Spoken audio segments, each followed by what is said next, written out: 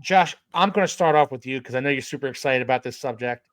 You want to talk about Give it to me. Give it to me. safeties. So, safety is a big need. I think we can all agree on that. So, Josh. Yeah, I will not fumble this ball like Raheem Mostert. Sorry, it's too soon. Too soon? Okay.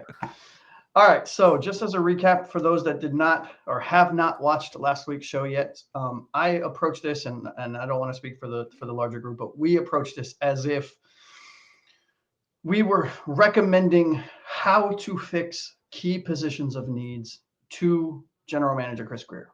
We are not talking about names specifically. We're not talking about who we should draft, who we should sign. Those are for later shows. We have entire segment or entire a series of shows dedicated to free agency, dedicated to the draft.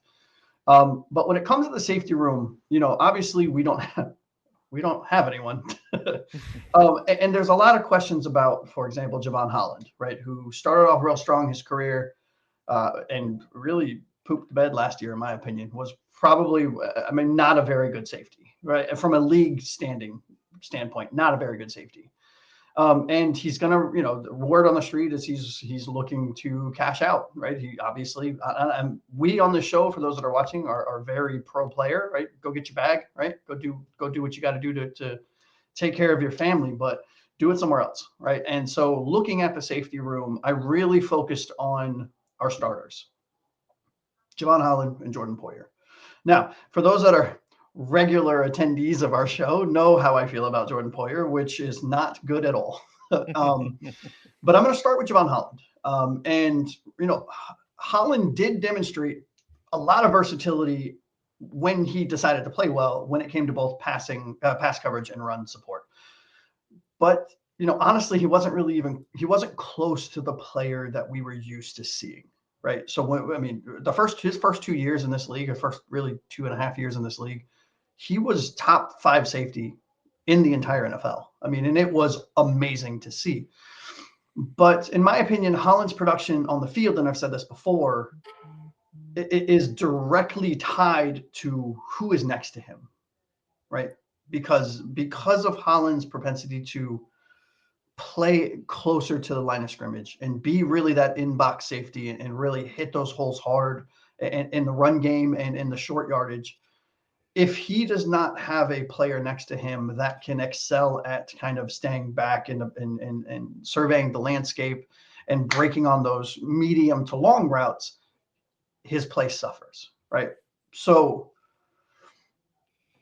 the other thing that I really struggled with Holland this year, and why, spoiler alert, we're rebuilding the entire safety room, and I'm not paying them.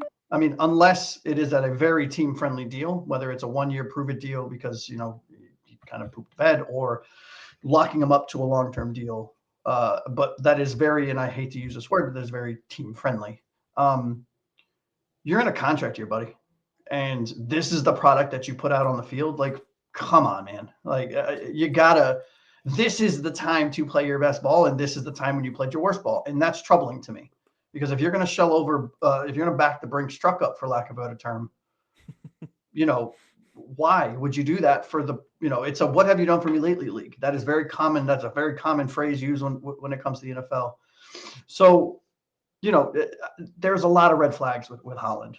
When he's on, he's on. But we saw a lot of cracks in his armor this year, which has me paused. Now, when it comes to Jordan Poyer, did he provide veteran leadership? Sure. Question mark. Okay.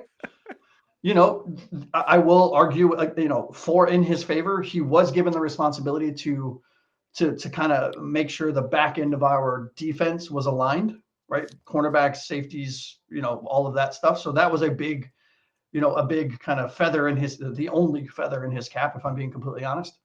And I trust Weaver, right? Weaver has proven to be already very quickly proven to be a very good defensive coordinator. So if he trusted Poyer to do that, that must mean that Poyer showed something. Now, we didn't see what that something was on the field on Sundays or Mondays or Thursdays, but it was there. My problem with Poyer was his play. If I'm just going to make it real simple, Poyer consistently was a step late. He consistently took took bad angles. I mean, there was hours of film from this last season where he's taking bad angles, and he got burned a bunch. And as your last line of defense, that is not what you want in your starting safety. Like, I'm sorry, it's not what you want. And I know, guys, please don't roll your eyes. And for those that are regular listeners, please just grit your teeth when I'm about to say this, because I've said it a million times. But when a player comes in to the offseason and says the things that he did about the perception of this team outside of this organization, and that is the quality of product that you put on the field, see you later. Don't let the door hit you where the good Lord split you, right? So looking at league averages for safeties, and I'm trying to keep the stats to a minimum because I went kind of bananas last week. So total from a league average from the safety position, total tackles were approximately 70 to 80. Interceptions were about 2 to 3, and pass defended were anywhere from 5 to 7. Okay. Both of our safeties, for the most part, were slightly below average to below average.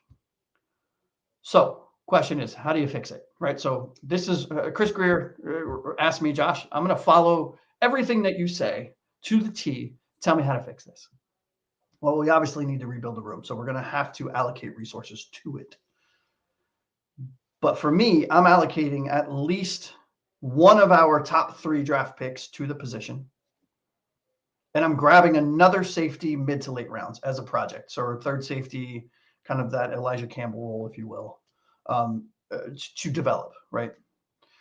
I'm also signing a quality mid-tier vet. I'm not breaking the bank for one of the top safeties. Luckily, the safety position is outside of the top 5 players in the league.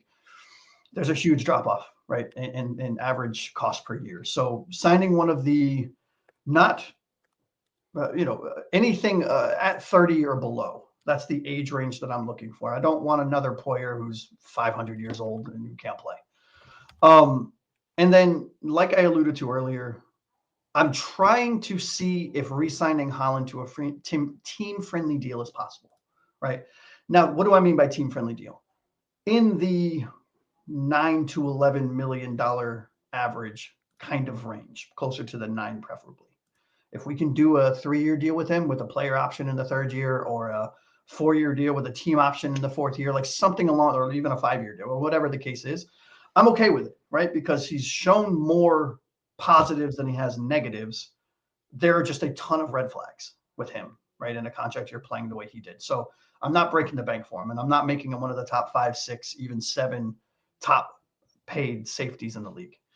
Now, he probably won't accept that. So see you later. Thank you for your services. We have great memories. You were a leader on this team. Bye. Right? Wish you all the best. And that's really where I'm at. So to recap, 2 draft picks, 1 in the top 3, not top 3 in the draft, but top 3 picks that we have, and then 1 later in the draft, a mid-tier quality vet.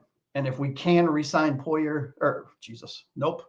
Nope, just kidding. I really hope that was a Freudian slip there, Josh. Yeah, making sure y'all are paying attention. No, but if we can re-sign Holland to a more team-friendly deal while still making them a relatively high-paid safety in the 9 to 10 or 8 to 11 kind of range, that's what I'm doing. Okay. I like it. I don't think that, for one thing, I don't think that Holland, I think Holland wants to get paid at the top 5 safety. Of course he does. And I think some team is going to do that based on the film from his first 2.5 seasons. Yeah. So I think Holland is I think he's resigned to the fact that he's leaving. I almost think he wants to leave, guys. It almost feels that way. So it might be time to, Scotty, welcome to the show, and you nailed it, right? I know it was a long shot, but that's the only way I'm keeping him, right? Yeah, absolutely. So Anthony, what are your thoughts on that? I mean, yeah, I agree with everything you said. I mean, if we could get Holland at not a market-breaking deal, then sure, but some team is going to be stupid enough to pay him. I mean, why not? He's 24 or something like that. We'll be 25 this year. And with the cap raise that jumped as much as it did, I mean, some teams are going to throw money at him. Yeah. Somebody's going to throw a stupid amount of money between the salary cap going up, just the safety position not being that strong, him having a good first 2 years before, flopping out this year, first 3 years, whatever He's it was. under 25 as Yeah. well. Like, Yeah, under 25. Yeah, so somebody's gonna just see all of those things, and they'll be like, we can fix it, and maybe they can, and good for them. But Mhm. I think we have way bigger needs than signing a mega deal for a safety. Yeah. Agreed. Taylor, what are your thoughts on the safety position there? well, first off, Josh, you said you'd retain Poyer, and it's on film now. Like, Nope. I lied. I blacked out. I blacked out, guys. But in all seriousness, what you were saying, like, it sounds like an overcorrection at first, but it's something to where you look at like what we actually have under contract in 2025. Nothing. We Patrick Morris, and I like Patrick Morris. Sure. I'd love to see what he can develop into, but we need at least 2 strong, like, starting safeties at the very least, Mhm. and he would be, ideally the backup. But I'm not sure you'd want to trust that. I would. I think So- he put some really solid tape on before he got injured. I was a huge fan of McMorris, right? And you don't want him as your starter, but as he's a serviceable backup should you need. But yeah, if he's your starter, you're kind of screwed. But what you were suggesting was like, hey, we need to get 3 safeties, 2 in the draft, 1 high up, 1 later, and a vet pickup. Mhm. Again, it sounds like an overcorrection, but it really isn't. When you look at what it's a necessity on the team. Well, it's a necessity because we don't have any. So Yeah, I mean, exactly. we have to, right? And I understand. And look, here's kind of one of my logical kind of conclusions with this, right? So we're allocating. Let's say we allocate the 2 draft resources, so we have 2 players. We have Patrick Morris, which makes 3, and let's say we can't resign Holland, but we sign a mid-tier vet, so we have 4. If that mid-tier vet is beat out by the rookie, great. If that mid-tier vet is beat out by Patrick Morris for whatever reason, great. See you later. Like, fine. We tend to only carry, I think it's 3 safeties and 1 on the practice squad or 1 as a kind of an emergency thing. So if that's fine, like whatever it takes to get the best 3 or 4 guys in the room, right?